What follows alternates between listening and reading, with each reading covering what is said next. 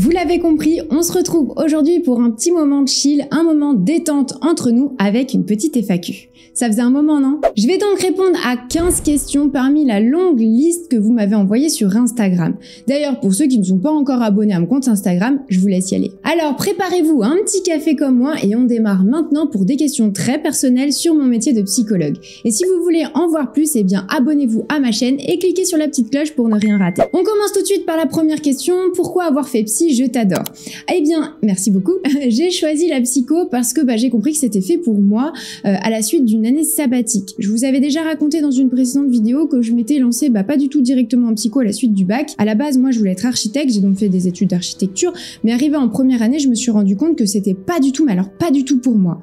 Mais j'ai quand même continué. Vous savez ce que c'est, l'entourage qui dit non, lâche pas. Bref. Au final, en avril ou en mai, j'ai tout arrêté du jour au lendemain. Je suis plus jamais revenue en cours. Et puis moi, franchement, pour me faire accepter quelque chose que j'ai pas envie de faire, faut y aller. Donc j'ai arrêté mes études et j'ai beaucoup réfléchi. J'ai repensé notamment à mes cours de philo que j'avais eu en terminale où j'avais découvert la psycho. J'avais une révélation justement à ce moment-là, mais tous mes profs m'avaient déconseillé de suivre cette voie, donc ça explique l'école d'archi. Au moment où j'ai arrêté mes études, j'ai repensé à la psycho, mais c'était trop tard pour m'inscrire, donc j'ai pris une année sabbatique. J'ai passé mon permis, j'ai voyagé, bref, j'ai fait plein de choses, c'était génial. Et c'est là où j'ai découvert que j'avais un énorme besoin de comprendre les gens. J'ai vraiment besoin en fait de comprendre comment on fonctionne, pourquoi on ressent telle et telle émotion. Bref, j'avais besoin de mettre du sens sur tout ça, mais aussi sur mon histoire, ce que je ressentais par rapport à des moments que j'ai pu vivre, etc. Donc j'avais besoin de sens. Et j'ai toujours été quelqu'un de très empathique et d'hypersensible qui avait besoin de tout comprendre. En tant qu'HPI, voilà. Donc la psycho est venue comme une évidence pour toutes ces raisons et j'ai pas du tout regretté une seule seconde d'avoir choisi ces études. D'ailleurs, j'ai même pas regretté d'avoir changé d'études, ça m'a permis d'avoir une année sabbatique parce que c'était vraiment ce dont j'avais besoin. Je pense que si je m'étais lancée tout de suite en psycho, j'aurais pas été prête. J'avais besoin de vivre en fait des choses avant. C'est pour ça que d'ailleurs, si c'est votre cas, si vous avez envie de prendre une année sabbatique, franchement, allez-y, c'est hyper formateur et idem pour le changement d'études. Le plus important, c'est pas ce que vous disent les autres, c'est ce que vous ressentez vous. Alors vraiment, écoutez-vous. Autre question, qu'est-ce qui t'anime le plus dans ce métier? Ça rejoint un petit peu ce que je disais juste avant. J'ai besoin de comprendre les gens et j'aime vraiment prendre soin des autres, donc ce métier était vraiment parfait. Ce qui m'anime, c'est de voir l'évolution de mes patients, de les voir avancer chaque jour, de les voir aller mieux. Vous pouvez vraiment pas imaginer à quel point c'est merveilleux de voir un patient en fin de thérapie, tout sourire, qui se sent bien mieux dans ses baskets, dans sa vie, bref, ça a pas de prix. Comment gérer les premiers entretiens sans expérience? Alors, je vais te donner des choses que je conseille dans la formation Ostolib. Premièrement, c'est le cadre. Pour moi, c'est l'un des éléments essentiels. Sans cadre, il n'y a pas de contenance. Et quand il n'y a pas de contenance, ton patient va tester à mort les limites. Tu vas pas réussir à gérer, c'est normal. Et tu prends le risque que tes patients ne restent pas puisqu'il n'y a pas suffisamment de contenance. Donc le cadre, c'est vraiment le plus important. Parle de tes conditions, de ta méthode de travail, des règles, etc. dès le premier entretien et demande à ton patient s'il est d'accord. Ensuite, pars sur une page blanche. Plus tu vas chercher à quel outil en fait utiliser ou de quelle problématique il s'agit et donc comment la travailler, plus tu t'éloignes en fait du patient. Sois là à l'écoute, totalement disponible psychiquement pour ce que ton patient t'amène. Écoute son langage verbal et non verbal et ne cherche pas à savoir, surtout pas. Ensuite, écoute ton contre-transfert. Si j'ai vraiment bien compris un truc avec des années de pratique, c'est que le contre-transfert est l'élément le plus important avec l'alliance thérapeutique, bien plus que les outils et méthodes que tu utilises. Donc écoute-le et note-le. Enfin, je te conseille de faire une anamnèse dès le premier rendez-vous. J'en avais déjà parlé dans cette vidéo, donc je vais pas revenir dessus, mais l'anamnèse est vraiment trop important. C'est le point de départ et d'ailleurs, ça ne comprend pas que l'histoire du patient, ça comprend aussi la demande. Autrement dit, pourquoi il vient te voir et donc quels sont ses objectifs. Ça, c'est méga important. À partir de combien de temps ou plus ou moins combien de patients tu t'es senti le plus à l'aise? Je dirais 5-6 mois, j'ai commencé à me détendre, on va dire. Forcément, j'avais mes journées remplies de patients, donc au fur et à mesure, on est moins stressé forcément. Ensuite, je me suis autorisée à être totalement moi quand j'ai déménagé pour faire mon cabinet chez moi, donc 2 ans après. J'ai été totalement à l'aise et même au bout des 2 ans de pratique libérale, donc au total 3 ans en fait, après mon diplôme. Comment poser des limites quand le psy s'attache aux patients? Alors évidemment on s'attache tous à nos patients, ça me semble normal, mais il faut quand même que ça reste strictement dans le cadre de la thérapie, sinon on n'est plus dans le soin. La thérapie, c'est mettre le patient au centre. Il n'est pas question du psy dans la thérapie, juste du patient, tout est centré sur le patient.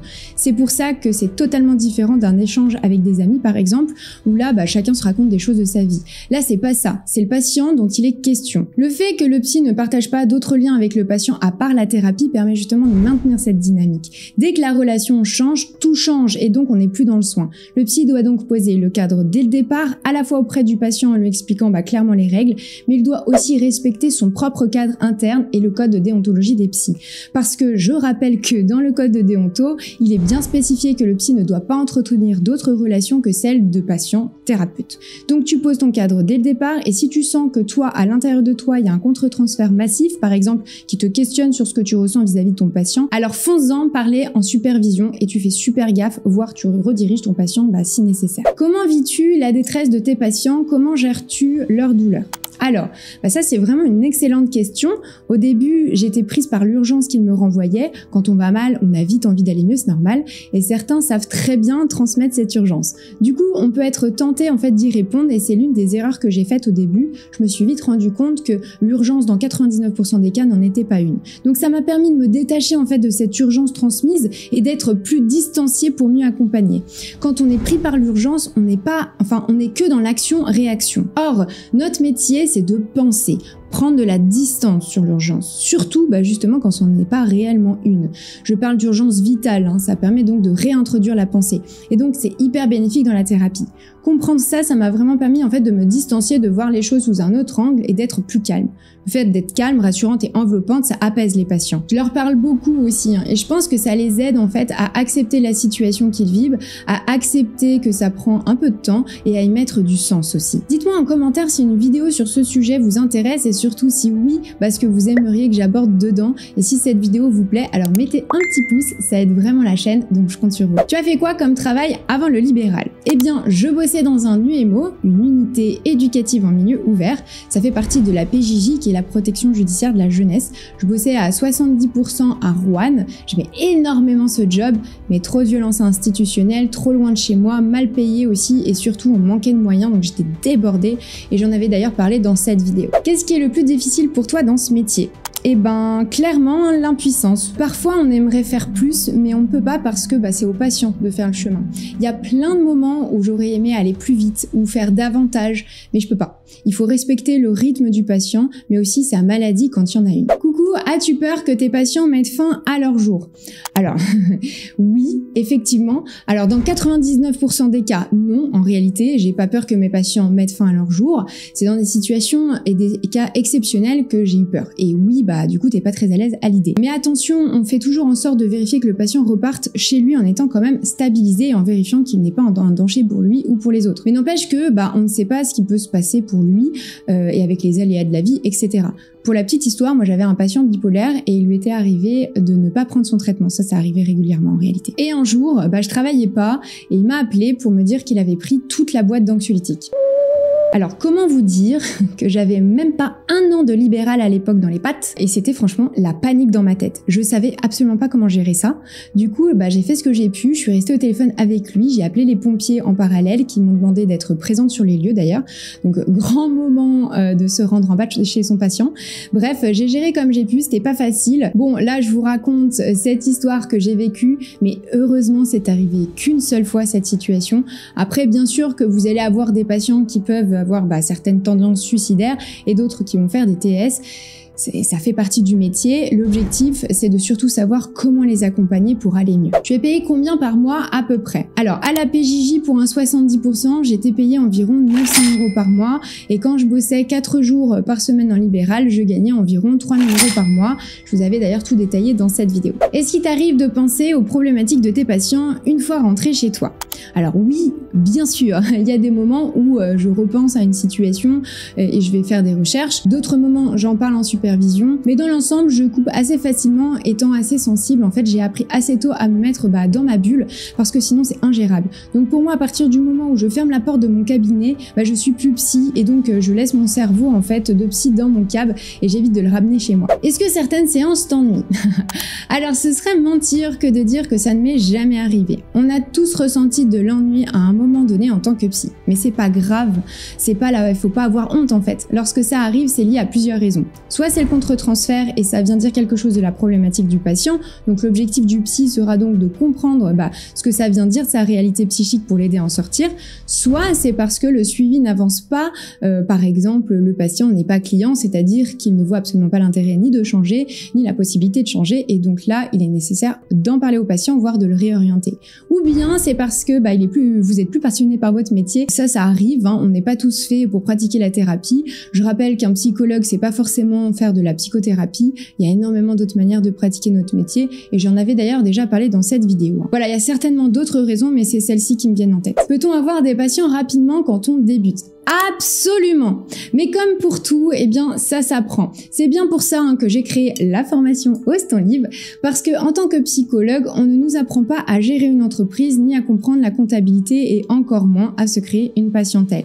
Aujourd'hui, le marché des psychologues libéraux est en vrai essor, c'est génial, mais ça veut aussi dire qu'il faut utiliser les bonnes stratégies pour être visible rapidement auprès des patients. Tu peux t'installer dès demain, mais si t'as pas de bonne stratégie pour te faire connaître, tu peux attendre longtemps avant d'avoir une patientèle qui te permette d'en vivre. Dans Ose ton libre, on apprend aux psys et on met en place avec eux des stratégies éthiques et efficaces pour se construire une patientèle rapidement. Et la grande majorité des psys qui ressortent de la formation ont des patients et vivent de leur libéral au bout de 4-5 mois.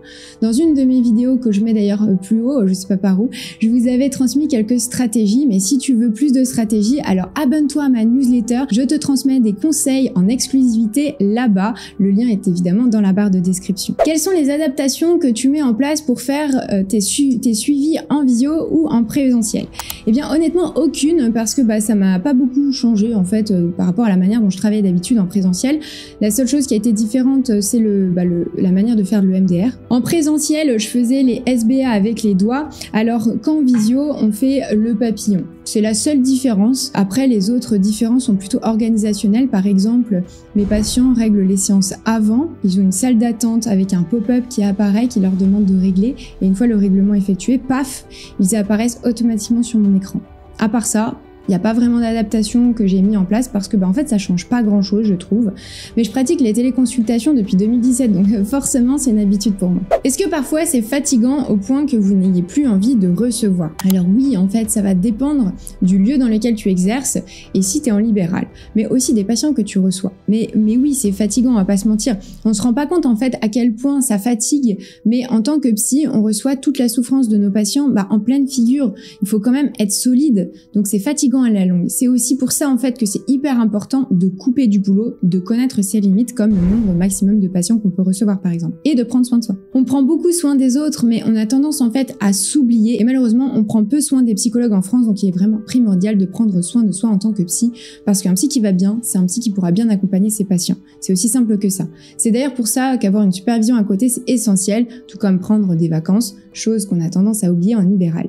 Je le vois très très bien ça dans la formation Ose ton libre. Et je ne cesse de leur rappeler, mais vous devez prendre soin de vous parce que vous êtes votre propre outil de travail. On s'arrête là pour les questions et si mon parcours après le diplôme vous intéresse, alors foncez regarder cette vidéo, je vous explique tout ce que j'ai traversé une fois diplômée. Si vous avez aimé la vidéo, vous savez quoi faire, petit pouce et cliquez sur le bouton s'abonner pour en voir plus. Nous on se voit dans 15 jours, belle journée, ciao ciao.